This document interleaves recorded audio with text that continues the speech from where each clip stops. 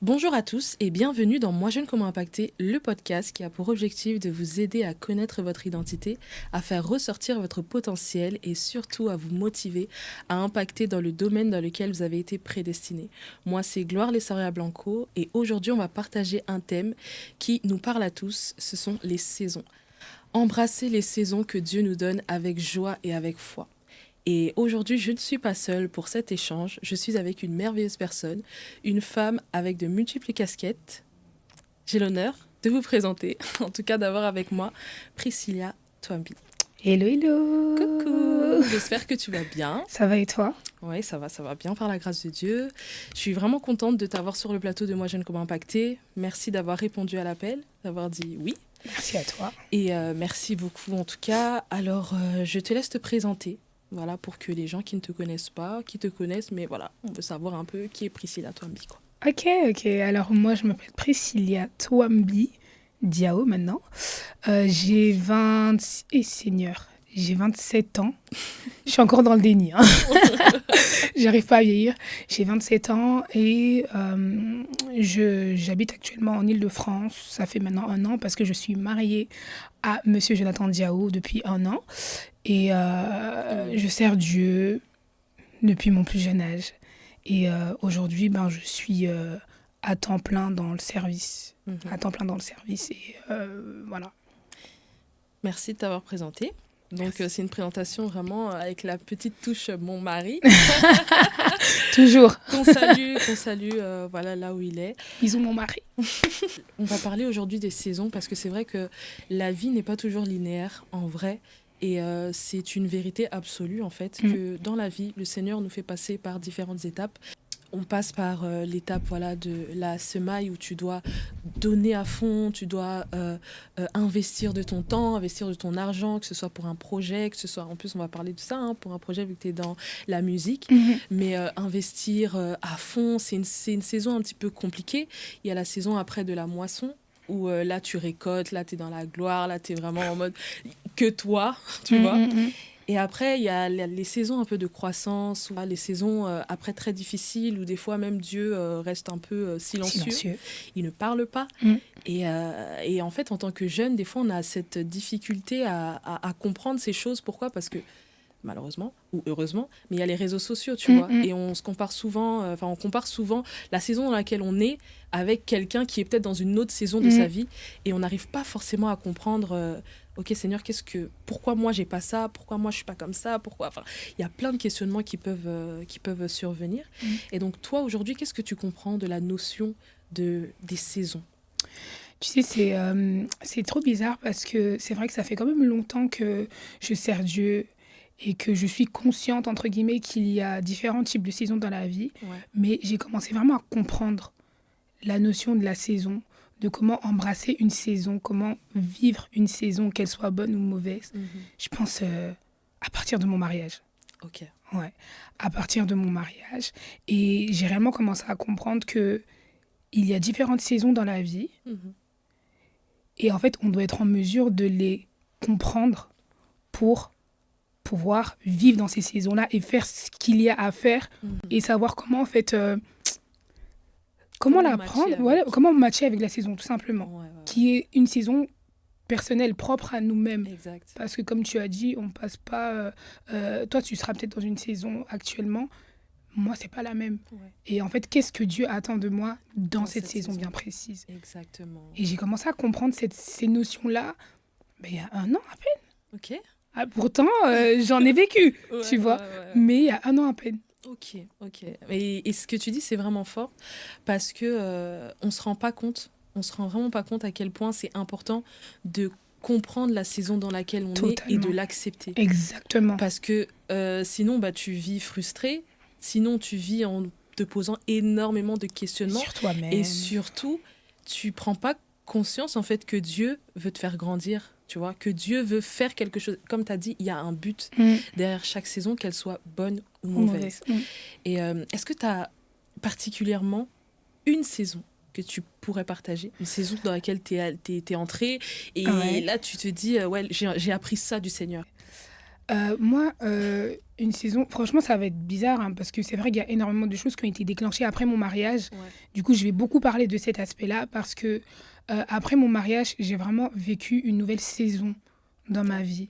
Une nouvelle saison de récolte. Ouais. Et après mon mariage, pendant que Dieu me bénissait, Ok.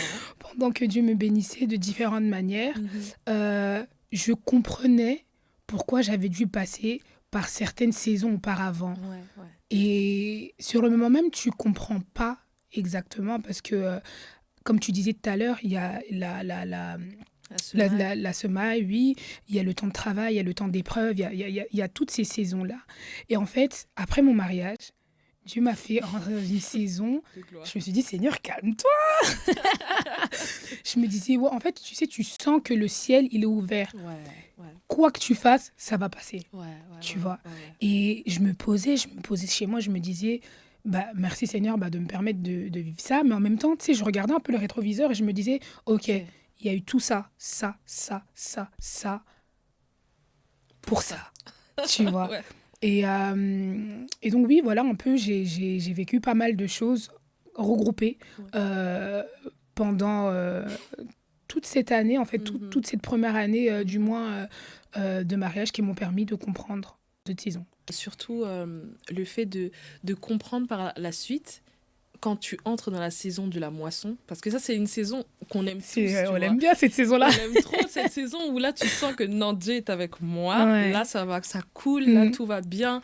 Là, voilà, je récolte le fruit de mes prières, mais quelque part, pour arriver à cette saison-là, il faut passer du coup par la Il y a saison des étapes, précédente, ouais. qui est investir, qui est prier davantage, qui est dans l'église, dans ton église locale, être à fond, être dans le service, tu vois, vraiment assidu. C'est vraiment cette dimension-là, en fait, de se donner, mais même si ça fait mal, tu vois, même si ça fait mal, des fois tu es là, tu te donnes à fond et t'as pas le retour sur investissement, ouais. tu vois, t'as pas le retour sur investissement, et ça peut être même dans un projet, tu te donnes à fond, t'es là, tu travailles, tu dors pas, t'es vraiment à fond, quoi, t'es à fond dans ton truc, mais tu sens que les choses n'avancent peut-être pas comme tu aimerais que ça avance, Que tu ça vois. avance, ouais. Mais c'est vraiment, en fait, pour nous faire comprendre que avant de récolter, tu dois semer. Yeah, Tu exactement. vois. Apparemment, les saisons, en fait, c'est limite un cercle, Ouais, voilà. tu vois. C'est ça. Tu vas faire, en fait, il y aura le processus. Voilà. Après, ça va se terminer. Tu vas recommencer Tu un vas nouveau recommencer. processus. Et en Exactement. fait, ce que tu sèmeras, C'est ce que ce tu vas sera, récolter. oui, voilà, c'est ce que tu récolteras. Et là, je te dis que voilà, après mon mariage, j'ai compris pourquoi j'avais vécu certaines choses et j'ai vécu vraiment une saison où Dieu, je sentais que Dieu vraiment était avec moi à 100% dans tout ce que je faisais. Mais même durant cette année, j'ai eu à traverser des situations où Dieu me regardait. Ouais. Ok, Ouais. il y a eu ça. Il y a eu ça. Aujourd'hui, tu es dans ça. Qu'est-ce que tu fais maintenant? Tu fais quoi, ma chérie? Ouais. C'est bien, bien beau, le ciel est ouvert et tout. Ouais. Qu'est-ce que tu fais, ma chérie? Et en fonction de la décision que je prends dans une situation bien précise, en fait, ça va garantir mon demain. Exact. Ça va garantir, quand la nouvelle saison de la récolte sonnera, je comprendrai encore une fois pourquoi j'ai dû passer par certaines situations. Donc, c'est un peu un cercle qui tourne. Ouais. Ça c'est un tourne. peu comme l'été, le printemps. Exactement. l'hiver. C'est toujours la même chose, tu vois. Exactement. Et il y a cette saison aussi qu'on n'aime pas trop, c'est la saison du dépouillement, tu sais. La saison un peu d'automne, un peu où Dieu t'enlève un petit peu tes ailes, un peu Dieu où il essaye de t'écarter des gens, de te mettre un peu seul.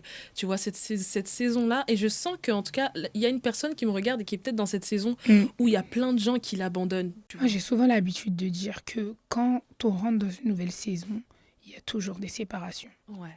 Toujours. En fait, j'ai l'impression que limite, c'est inévitable. Ouais.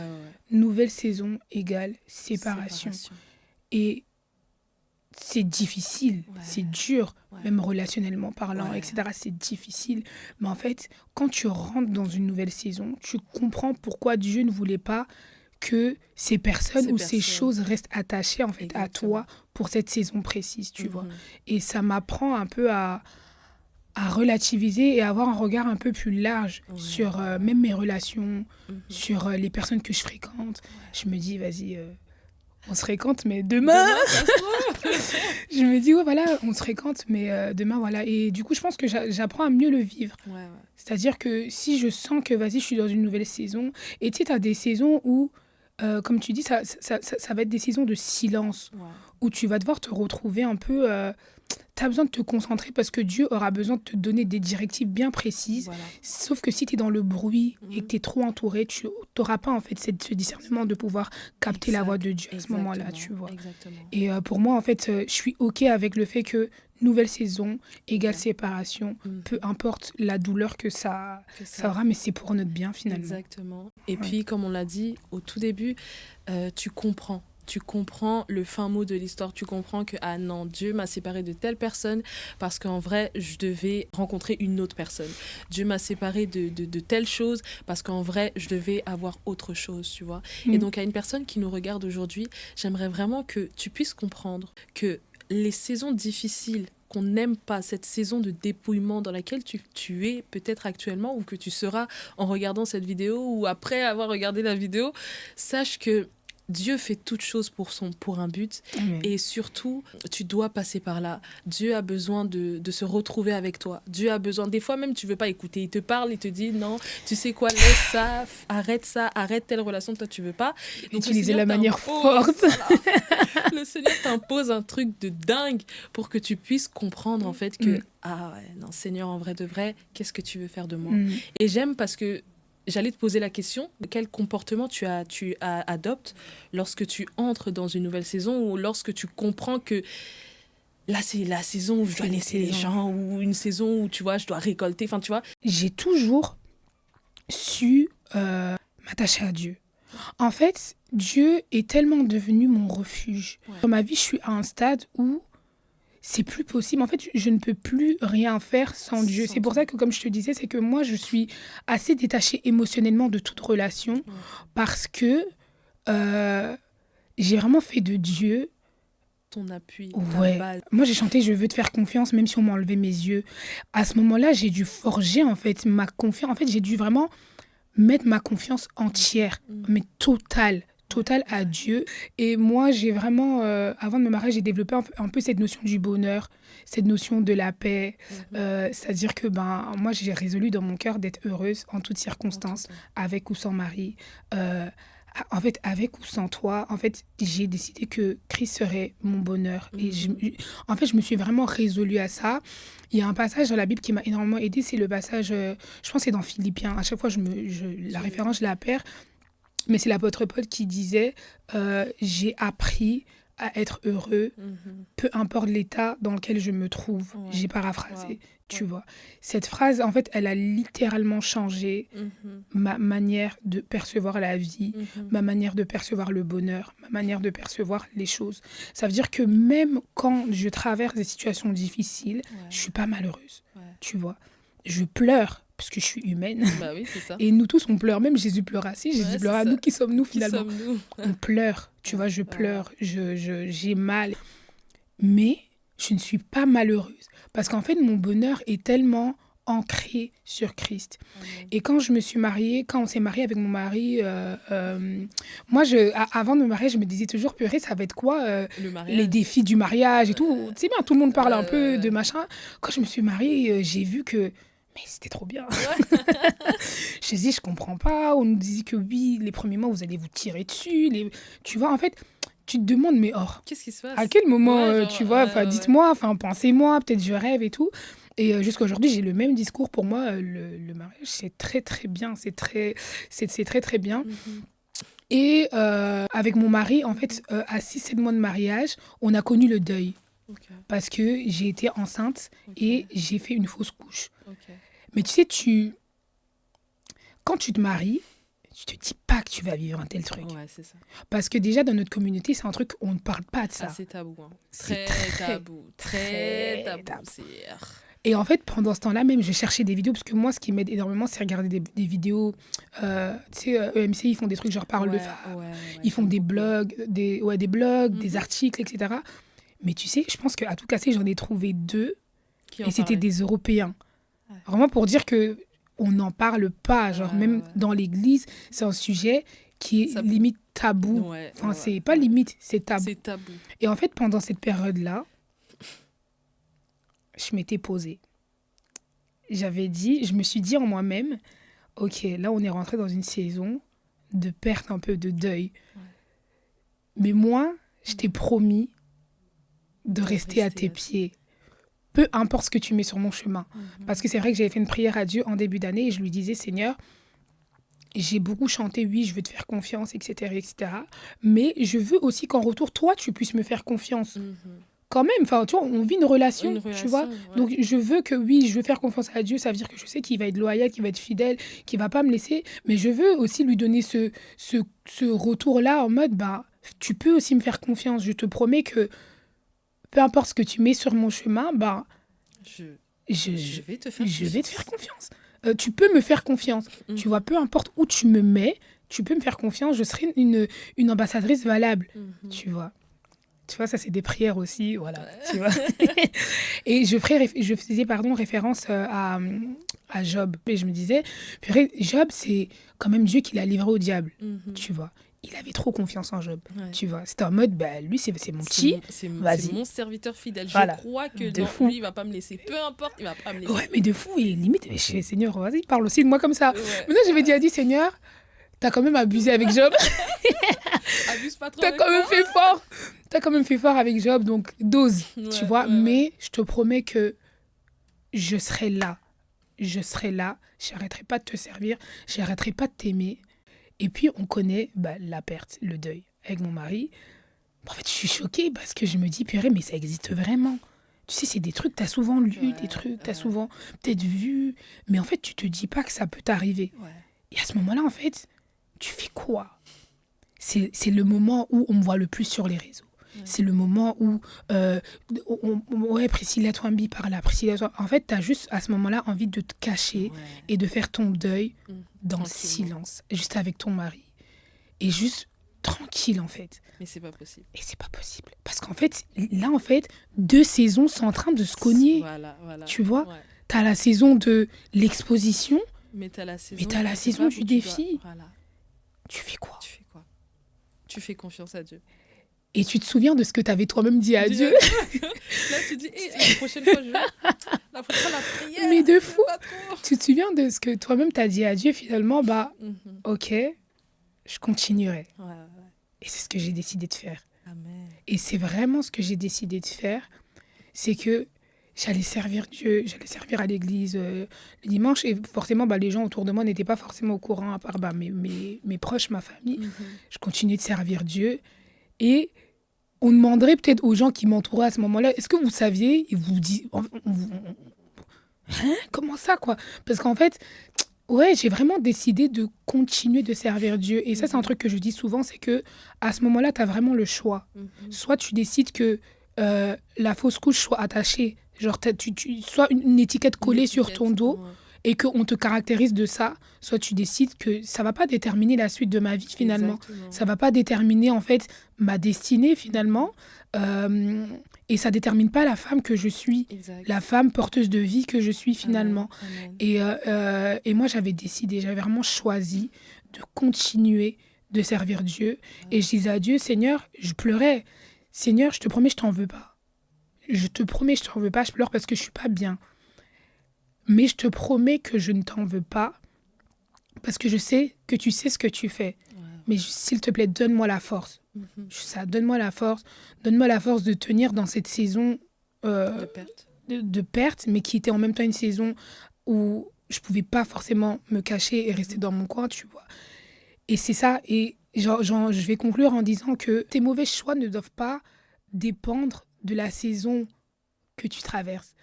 C'est pas parce que et ça, en fait, des fois, j'ai l'impression que je suis méchante quand je dis ça. Genre, je dis, c'est pas parce que tu as vécu une enfance difficile, c'est pas parce que tu as grandi sans papa, c'est pas parce que tu as été violée, c'est pas parce que tu as avorté, ce n'est pas parce que tu as subi des fausses couches que ça te donne le crédit, le droit de faire des mauvais choix.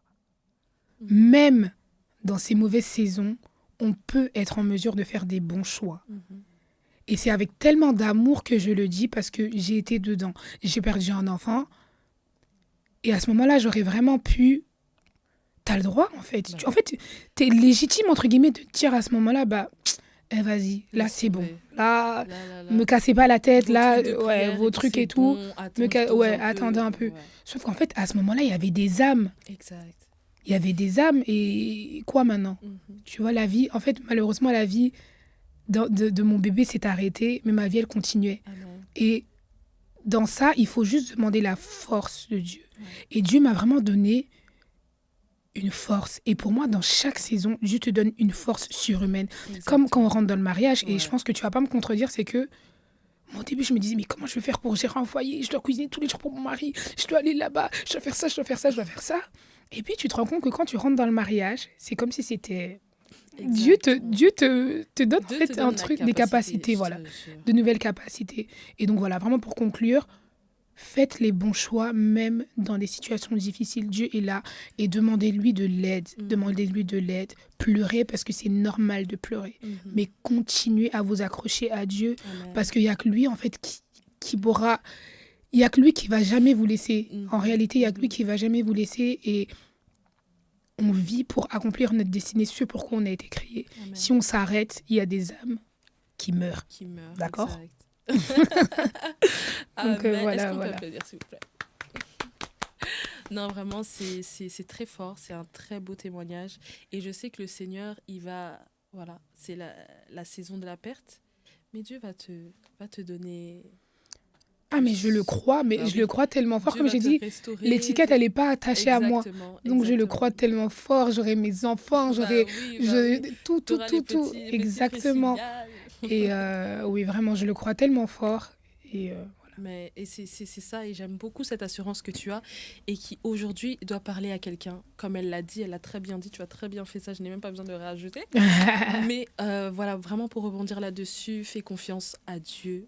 Mets toute ta confiance en Dieu. Et ce que tu dis, ça me touche aussi. Parce que moi, quand je suis rentrée dans le mariage, j'ai vécu une situation difficile avec mon mari. Ce n'est pas la perte d'un enfant, c'est pas tout ça, mais c'est le manque financièrement. C'est-à-dire que c'était dur. Quand je te dis dur, c'est que tu rentres dans le mariage. Non, vous êtes bien, tout va bien.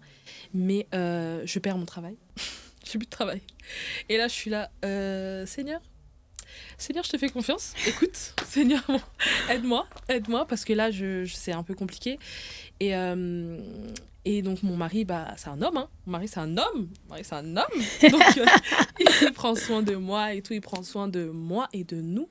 Parce que j'apprends que je suis enceinte. Et là, je dis à Dieu, Seigneur, tu permets que je sois enceinte alors que j'ai pas de travail. Alors que là, c'est chaud. Il dit, mais Seigneur, à quoi tu joues, s'il te plaît? Tu sais, j'étais en mode, non, Seigneur, c'est un peu compliqué et tout. Je t'avoue qu'à premier abord, et j'en parle dans mon livre, je me lamentais beaucoup sur mon sort, tu vois. Parce que je comprenais pas, justement, en fait, ce que Dieu voulait faire avec moi. Et dans cette saison de perte de travail, donc du coup, dans cette saison financièrement très, très difficile, j'ai compris que Dieu travaillait sur mon cœur. J'ai compris que Dieu travaillait sur ma patience. J'ai compris que Dieu travaillait sur ma manière de voir, d'appréhender les choses. Moi, je suis quelqu'un à la base, je veux tout contrôler. Ouais. Tu vois, je veux tout contrôler. Je sais que non, là, c'est ça, tac, tac, tac. 100 plus 100, ça fait 200, tu vois. Donc, je veux tout contrôler. Et là, le Seigneur, il m'a mis dans cette situation. Et là, c'est avec du recul que je comprends qu'il m'a mis dans cette situation pour que je puisse entièrement lui faire confiance, tu vois. Et encore une fois, ce que tu dis et même les prières que tu as faites, moi personnellement je l'ai faite, tu vois, la prière de Seigneur, je veux te faire confiance, Seigneur, je veux vraiment que tu m'utilises comme un instrument. Mais pour utiliser un instrument, il doit t'aiguiser. Ah oui. Il doit t'aiguiser. Et quand Dieu t'aiguise, ça fait mal, tu vois. Et justement, cette période-là était très difficile parce que, comme je t'ai dit, là je suis enceinte, j'ai pas de travail. On vit au crochet de mon mari, tu vois, mon mari, comme j'ai dit, c'est un homme, donc il était là. Mais je me disais, Seigneur, comment je vais faire? Et tu sais, là, c'est plein de points d'interrogation. C'est, Seigneur, en vrai, toi-même, tu sais ce que tu fais. Moi, à ma place, là, je sais pas où est-ce que tu m'emmènes. Mais j'ai envie de te faire confiance. Et c'est vraiment une prière que j'ai faite. Et petit à petit, j'ai commencé à voir le Dieu qui pourvoit. Tu vois, j'ai compris cet aspect-là de Dieu, parce qu'on ne connaît pas Dieu dans toute sa totalité, mais on le connaît en partie, tu vois. On découvre à chaque fois, dans chaque saison, tu vas découvrir une facette de Dieu. Et moi, j'ai découvert le Dieu qui pourvoit. Donc, le Seigneur a tellement pourvu, j'ai tellement vu la main de Dieu dans ma vie, dans cette situation, parce que ne pas avoir de finances stables, c'est compliqué, tu vois. En début de mariage, où tu dois poser un peu les bases, tu vois, tu dois embrasser du coup ce mariage, tu vois. Mais à quelques mois après, ça se passe pas comme prévu. C'est compliqué, tu vois. Mais le Seigneur, comme je l'ai dit, le Seigneur nous a visités d'une manière extraordinaire. Aujourd'hui, quand je vois un peu le rétroviseur avec mon mari, tu sais, on se pose, on se dit « Ah, merci Seigneur ». On savoure même, tu vois, les bontés de Dieu, tu vois. On savoure même les difficultés qu'on a traversées. On se dit merci Seigneur, parce que si j'avais pas vécu ça, aujourd'hui, je serais pas celle que je suis. Aujourd'hui, je ne comprendrais pas ce que tu es en train de faire. Exactement. Aujourd'hui, je ne saurais pas que, ok, Dieu pourvoit. J'ai confiance, je sais que mon Dieu pourvoit. Aujourd'hui, si il y a quelque chose qui ne va pas, je m'assois, je dis, mon Dieu pourvoit. Et tu sais, au début même, j'avais même du mal avec la foi. Parce que mon mari, c'est un pasteur. Tu vois. Mon mari, un homme de foi, un homme de... Non, mais il faut bénir Dieu pour ce genre de mari. Il faut vraiment bénir Dieu. Non, Dieu va pourvoir, t'inquiète et tout. Moi, j'étais en mode, mais qu'est-ce que tu me racontes toujours avec t'inquiète, on n'a rien là. Mais j'ai vu son Dieu et j'ai vu Dieu vraiment le faire. Et aujourd'hui, limite, quand il y a des petites situations un peu bizarres, c'est moi qui dis à mon mari, Dieu va pourvoir, Dieu est fidèle, Dieu, et lui-même, il me regarde et il me dit, ok, tu vois. Donc, chaque situation par laquelle on passe, qu'elle soit difficile ou très difficile, Dieu sait pourquoi. Et il a un but précis, il veut travailler nos cœurs, tu vois. Il veut travailler nos cœurs, il veut te faire être un témoignage. Parce que si tu n'es pas le message de ce que tu chantes, si tu n'es pas le message de ce que tu vis, tu vois, enfin de ce que tu veux même transmettre, moi aujourd'hui au travers de Moi Jeune Comment Impacter, si je ne passe pas par des situations difficiles, si je ne passe pas par l'école du Saint-Esprit, en fait, qu'est-ce que je vais enseigner aux gens? C'est vraiment ça, c'est vraiment l'école de la vie, l'école de Dieu, c'est vraiment ça. Et Dieu sait à qui il donne quoi. Tu vois, Dieu sait vraiment à qui il donne quoi, et il donne des capacités bien distinctes à chaque personne. Exact. Ça veut dire que toi aussi, tu as la capacité, si tu es dans une telle situation, qu'importe la situation finalement, tu as la capacité de t'en sortir parce que Dieu est avec toi et c'est lui qui te met dedans. Quand tu parles du Dieu qui pourvoit, moi je le vois énormément dans mes projets musicaux, surtout quand j'ai commencé au tout début. Et à chaque fois, j'avais l'habitude de dire à Dieu, Seigneur, toi, tu me donnes des visions. Ok, pas de souci. Tu me donnes des recommandations. Ouais, projet 50 voix, projet truc. Parce que par exemple, le projet 50 voix, moi, quand je l'ai commencé, j'étais une petite étudiante. J'avais mon petit job étudiant. Je vivais chez mes parents. Et on sait à quel point la musique, ça coûte cher. On sait à quel point faut sortir des sous. Ça coûte vraiment cher. Mais en fait, quand Dieu donne une vision, il donne la provision. Ça veut dire que quand Dieu... il va justement nous mettre dans une situation vraiment... faut qu'on arrive vraiment au bout, là. Pour qu'on lui dise, c'est bon, Seigneur, je lâche prise. Je te fais confiance, vas-y, go. Et moi, vraiment, depuis 2020, je vis constamment ce Dieu qui pourvoit. Ce Dieu qui pourvoit, le Dieu qui pourvoit, le Dieu qui pourvoit. Parce que c'est vrai, en fait, Dieu prend vraiment soin de nous. Et c'est tellement vrai, genre. Même s'il nous fait traverser une situation compliquée, fin des fins, c'est nous qui allons bénéficier de... Amen. En fait, ça va être toute chose concourt au bien de ceux qui aiment Dieu. Voilà, exactement. Juste ça. Point à la ligne. Voilà, juste ça. Parce que Dieu, il est tellement amour. Et tu sais, des fois, j'ai tellement envie que les gens comprennent cette dimension-là de l'amour de Dieu. Et moi aussi, tu disais qu'il faut qu'on soit... il faut pas juste que ce sorte de nos bouches, mais il faut qu'on soit les messages finalement qu'on sort de nos bouches. Et moi, j'avais chanté « Merci pour les prières que tu as exaucées, mais merci pour ce que tu n'as pas exaucé aussi. » Ah Tu vois, maintenant, quand tu arrives dans la situation, tu dis, ouais, tu es à l'hôpital avec ton mari, tu es aux urgences, tu pries, Seigneur, fais-nous grâce. Et qu'après, à la fin, la femme, elle te dit, désolé, votre bébé... Et là, maintenant, tu dois réécouter ta chanson, ta propre chanson que toi-même t'as chantée. En fait, tu vois, ça te pousse juste à t'attacher à Dieu et à te dire, ok, c'est ok, c'est la vie. Dieu reste bon, Dieu est bon et vraiment, j'ai vraiment envie de le dire à quelqu'un, c'est que Dieu est bon, ça fait partie de lui. Il n'est pas bon par rapport à une situation, il n'est pas bon par rapport à un état. Dieu est bon parce qu'il est bon. De la même manière qu'on dit que Dieu est Dieu parce qu'il est Dieu, Dieu est bon. Ça fait partie de sa nature, Dieu est bon. Bonne dans les bonnes choses comme dans les mauvaises choses, Dieu est bon. Il est bon et sa bonté, elle est infinie. Amen. Elle est vraiment Amen. infinie. Dieu est bon et sa bonté est infinie. C'est merveilleux. Voilà pourquoi j'aimerais dire à une personne, vraiment à toi, jeune qui me regarde, à toi ou moins jeune qui me regarde, que Dieu sait ce qu'il fait. Peu importe la saison dans laquelle tu es, si c'est surtout les saisons difficiles, les saisons qui piquent un peu, sache que c'est pour un but. N'aie pas peur, ne crains rien. Dis-toi que ce par quoi tu vis, c'est un temps. Voilà. Il y a un temps pour tout sous le soleil, il y a un temps pour pleurer, il y a un temps pour semer, il y a un temps pour récolter, etc., etc. Dieu va te faire du bien en tout cas, et c'est ma prière pour toi qui regarde cette vidéo. Amen. N'oublions pas de capter la saison dans laquelle nous sommes, de l'accepter et de demander à Dieu comment est-ce qu'il faut que je puisse agir dans cette saison précise, qu'elle soit bonne ou mauvaise. Dans la bonne saison, ayons la bonne attitude. Parce que c'est aussi une manière de nous tester. En fait, Exactement. Dieu teste nos cœurs dans les bonnes saisons. Exactement. Il regarde si, est-ce qu'elle est toujours aussi humble que quand elle n'avait pas ? Est-ce qu'elle est toujours aussi investie que quand elle n'avait pas, quand elle cherchait ? Totalement. Tu vois, Dieu teste nos cœurs. Donc, si tu es dans une situation où tu es dans la gloire, où tu es bien, tout marche, ton business, ton travail, tu as obtenu en fait le fruit de tes pleurs, de la prière, tu as des enfants, etc. Comment tu te comportes ? N'oublie pas d'être reconnaissant à Dieu toujours. Amen. Et toujours se dire que tout ce que nous avons, tout ce que nous faisons, en fait, on ne peut pas le faire si Dieu n'est pas là.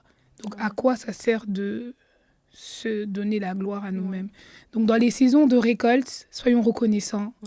Chérissons ces moments-là parce que c'est des très bonnes saisons. Franchement, c'est des très bonnes saisons. Quand le ciel est ouvert, profitons, investissons, semons. En fait, moi, je te jure, à cette saison-là, tout ce que je pouvais faire, tu le faisais. Ça passait. Du coup, profitons de ces saisons-là. Mais dans les saisons de pleurs, adoptons également la bonne attitude. Pleurons. Parce que c'est vrai qu'il est important de l'accepter. Donc, d'accepter les émotions, de vivre... De vivre en fait les émotions que nous avons sur le moment même, mais que ces émotions-là ne puissent pas conditionner nos choix. Amen. C'est-à-dire que oui, on va pleurer. À côté de ça, il y a la Bible qui nous aide également. Faisons le choix de nous réfugier dans la parole de Dieu qui va énormément nous aider. Amen. Faisons les bons choix, parce que c'est pas parce que tu traverses une situation difficile que Dieu va se dire bon allez c'est bon là je te laisse faire un mauvais choix, allez go, parce que ton mauvais choix là il y aura encore une répercussion après. Donc voilà, chérissons les saisons, acceptons-les et prenons les bonnes décisions dans chaque saison. Dans chaque situation, dans chaque moment de notre vie, il y a une leçon à tirer. La partie difficile de l'histoire, il y a une leçon, un message qui va pas seulement te servir à toi, mais servir aux gens qui t'entourent, servir aux nations même, si tu es appelé à aller à dépasser le cercle des personnes qui sont autour de toi. Alors Priscilla, on a une dernière petite question qui nous a été posée. C'est si je rate ma saison par faute de préparation, qu'est-ce que je fais ? Comment réagir ? C'est vrai que c'est une très bonne question. C'est une très très bonne question. Parce que c'est vrai que moi j'ai souvent l'habitude de dire que quand le train est passé, le train il est passé. En fait, dans ce train, il y a le chemin, il y aura le trajet, il y aura les choses qui devront venir avec. Mais ce ne sera jamais la même chose que le train du lendemain. Ça veut dire qu'il est possible de rattraper ce train que tu as raté en en prenant un autre. Mais pas forcément. En fait, ce ne sera jamais la même chose. Mais c'est pas trop tard. Tu vois, c'est pas trop tard. Si tu as raté une saison, si tu considères que tu as raté une saison, que tu as besoin, c'est pas trop tard. C'est pas trop tard de rebondir, c'est pas trop tard de se relever, c'est pas trop tard de reprendre le train. Mais si tu as l'occasion d'être concentré et de discerner la saison directement, rentre dans le train. Si tu as l'occasion de rentrer dans le train qui est là, rentre dedans. Cours. vas-y, rentre dedans. Tu vivras ce que tu dois vivre pour cette saison. Maintenant, pour le reste, c'est pas trop tard. Il n'est pas trop tard de tout recommencer. Il n'est pas trop tard de se relever. Il n'est pas trop tard. C'est pas trop tard. C'est pas trop tard, les amis. Moi, j'aimerais dire à une personne, monte vraiment dans le train, prépare-toi quand il faut se préparer. Tu sais, des fois, on est dans une saison où c'est calme. Et bien, pendant que c'est calme, Justement. Dieu aussi t'appelle aussi à te préparer. Il y a quelque chose qu'on dit dans le leadership, c'est le succès est garanti lorsque l'opportunité rencontre la préparation. Donc, tu dois vraiment être préparé. Prends le temps de te préparer. Dans cette saison où c'est un peu, voilà, Dieu t'écarte des gens, etc. Prends le temps pour toi. Dans cette saison où peut-être tu ne travailles pas, où tu n'as pas d'enfants, saison où tu es libre, prends le temps d'investir en toi, prends le temps de travailler, prends le temps de vraiment embrasser du coup ces saisons-là en prenant le bon comportement et en faisant le bon choix. Mais tu sais, j'aimerais juste dire, parce qu'il y a une saison qui est quand même très importante pour nous les chrétiens, c'est la saison de quand il faut répondre à l'appel de Dieu. Tu vois. Moi, ça a été une saison où ça a été très difficile, mais si j'avais pas pris le train à ce moment-là, t'aurais peut-être raté, tu serais pas la exactement d'aujourd'hui. Je serais peut-être pas la femme que je suis en train de devenir aujourd'hui parce que j'aurais raté le train à ce moment-là. Donc en fait, on a souvent peur. Des fois, on veut pas accepter, on veut pas monter dans ce train par peur, par la voix de l'imposteur. Voilà, exactement. La voix de l'imposteur. Totalement. Te dit non, monte pas parce faut lire le livre. Faut lire le livre. Faut lire le livre. Voilà. C'est tout. It's the end. Voilà. Et vraiment, oui, il faut monter dans ce train-là et il ne faut pas écouter en fait toutes ces voix qui nous font nous sentir incapables, tu vois, toutes ces peurs, etc. Mais faut y aller. Surtout que nous, en tant que chrétiens, on a des âmes derrière nous. Exact. Si tu ne fais pas, il y a des âmes qui meurent. Qui ne connaîtront jamais Christ. Merci beaucoup. Et j'espère que toi qui regardes cette émission, là où tu es, tu regardes peut-être le podcast chez toi à la maison, dans ton salon, dans ta chambre, ou bien tu écoutes le podcast dans ta voiture, tu écoutes le podcast en faisant le ménage, etc. Je pense que tu as une part à apprendre, à garder dans ton cœur, peu importe les saisons dans lesquelles tu es. Dans la saison, si tu es dans une saison de gloire, prends ce qu'on a dit par rapport aux saisons de gloire. Si tu es dans une saison difficile, prends ce qu'on a dit par rapport aux saisons difficiles et attache-toi à ces paroles. Nous avons été que de simples instruments et on espère en tout cas que ça t'aura fait du bien, ça aura fait du bien à une personne. Merci beaucoup Priscilla. Merci à toi pour l'invitation. Mon dernier son est sorti, Béléla Remix, en featuring avec NK Divine. Béléla, tous les jours. Donc oui, voilà. Pour l'instant, on en est là. Et restez juste connectés sur mes pages Instagram, YouTube et TikTok. Sur Instagram, Pucci. Sur YouTube, Priscilla Twambi. Sur TikTok, Priscilla Twambi. Ouais. Et donc voilà. Alors, pour moi, le livre « Vaincre la voix de l'imposteur » est déjà disponible sur Amazon. Alors, n'hésite pas à te procurer ce livre. C'est plus qu'un livre, c'est un manuel. C'est un endroit où tu peux écrire tes pensées, des notes à toi-même. C'est un endroit où je me livre aussi, je parle de mon témoignage et je parle de l'importance de vaincre cette voix. Dieu nous appelle à de grandes choses, Dieu nous appelle à impacter, Dieu nous appelle à aller plus loin dans notre vie. Et cette voix de l'imposteur, cette pensée-là qui vient toujours dans ta tête et te dit que tu n'es pas capable de réussir, tu n'es pas capable de faire quelque chose. Et puis les gens t'écoutent, les gens s'assoient aussi, ils écoutent ta musique, ils écoutent ton podcast, ils prennent aussi part à ce que tu fais. Sache que cette voix est une menteuse. Voilà. C'est vraiment un mensonge. La vérité est dans la parole de Dieu et la vérité est que tu es capable de faire de belles et de grandes choses. Donc voilà, procure-toi ce livre sur Amazon et je t'enverrai un petit exemple. Avec plaisir. N'hésitez pas à vous abonner à la page Moi Jeune, comment impacter sur Instagram, sur mon compte personnel gloire.blanco, sur cette chaîne YouTube Gloire Blanco MJCI. Que Dieu vous bénisse abondamment. C'était la fin de l'épisode. Bye bye. Bye bye.